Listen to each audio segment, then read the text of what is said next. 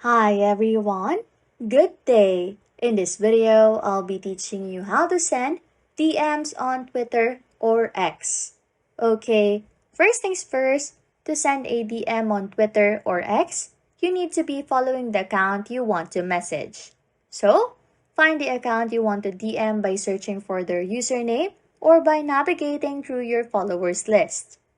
When you find the account you want to message, just look for the mail icon right next to the follow button.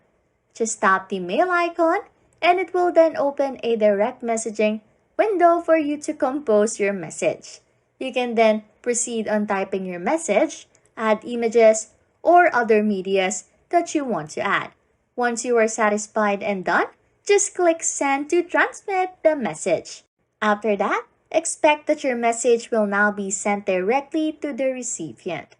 Anyways, if you like content like this, don't forget to subscribe to this channel or comment down below any tutorials you want us to make, so we can help you. And that's it. You can now send DM on Twitter or X. Thanks for watching and happy scrolling.